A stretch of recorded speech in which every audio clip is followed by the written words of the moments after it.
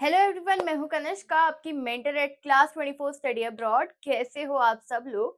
अगर आप यूके में पढ़ाई करने का प्लान कर रहे हो तो ये वीडियो आपके लिए है। काफी इंपॉर्टेंट है, तो इसको एंड तक जरूर देखना। और अगर आप एक पर्सनलाइज गाइडेंस चाहते हैं, अगर आप भी स्टडी अब्रॉड के लिए प्लान कर रहे हैं, तो आप हमारी टीम के साथ कनेक्ट कर सकते हैं। वो आप कैसे करेंगे, नीचे डिस्क्रिप्शन में फॉर्म लिंक दिया हुआ है, आप उसे फिल करो या नीचे दिए गए नंबर पर भी डायरेक्टली कॉल कर सकते हो। आज हम बात करेंगे उन 4 मेजर प्रॉब्लम्स की जो स्टूडेंट्स को ऑफर लेटर मिलने के बाद फेस करनी पड़ती है।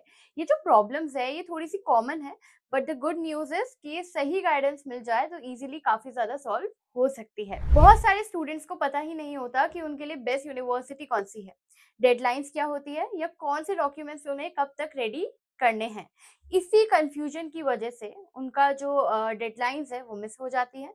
डेडलाइंस मिस हो जाती हैं तो वीज़ा के लिए टाइमली अप्लाई नहीं कर पाते और फिर उनका पूरा ईयर कई बार वेस्ट हो जाता है। तो इसका बहुत ही सिंपल सॉल्यूशन है। सबसे पहले आपको एक प्रॉपर गाइडेंस चाहिए। प्रॉपर काउंसलिंग बहुत इंपॉर्टेंट है।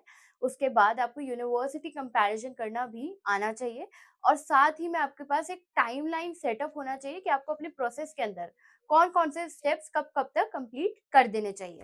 उसके बाद हम जो बच्चों को मेजर इशू आता है वो है मेंटेनेंस फंड्स का। अब सबसे बड़ी प्रॉब्लम ये है कि यूके के वीजा के लिए आपको फंड्स को मेंटेन करना होता है। ये बहुत ही ज्यादा क्रूशियल रिक्वायरमेंट है।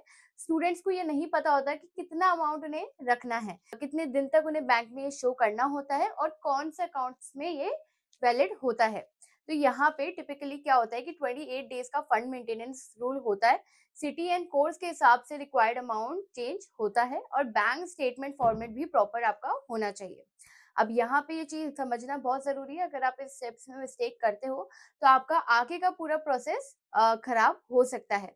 तो यहाँ पे आपको ये चीज याद रखना काफी ज्यादा जरूरी है अगर आप यूके वीजा के लिए अप्लाई करना चाहते हो तो। अब इसके बाद बच्चे जो कॉमन मिस्टेक करते हैं वो ये होता है कि बच्चों का कैश नहीं आ पाता। मेरे पास काफी बच्चों के डाउट्स आते हैं या फिर क्वेश्चंस आते हैं कि मैम अभी तक मेरा कैश रिसीव नहीं हुआ है।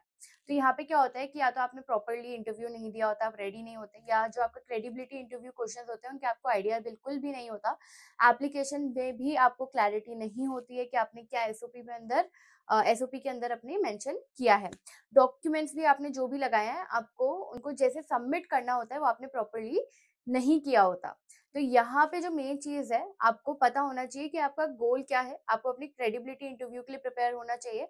आपका अगर मॉक इंटरव्यू होता है तो आपको उसके लिए पता होना चाहिए कि कौन कौन से क्वेश्चंस आ सकते हैं और कैश डॉक्यूमेंट्स को कैसे रिव्यू करते हैं ये भी आपको पता होना चाहिए। इसके बाद क्या होता है कि जैसे बच्चों को ऑफर लेटर मिल जाता है तो उसके बाद वो सोच लेते हैं कि सब इजी है, बट एक्चुअल प्रोसेस यहीं से स्टार्ट होता है।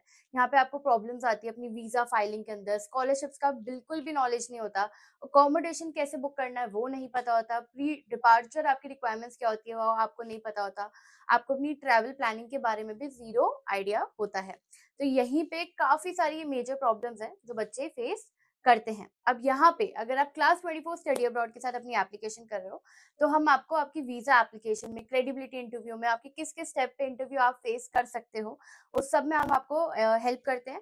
अगर आप स्टार्टिंग से हमारे साथ अप्लाई कर रहे हो, तो आपको यहाँ पे सारे स्टेप्स में कोई भी इश्यू नहीं आएगा। आपको कैश भी आपका टाइमली मिलेगा। वीज़ा भी हम आपको टाइमली अप्लाई करवाएँगे। डेडलाइन्स का बिल्कुल ध्यान रखते हैं सारे काउंसलर्स।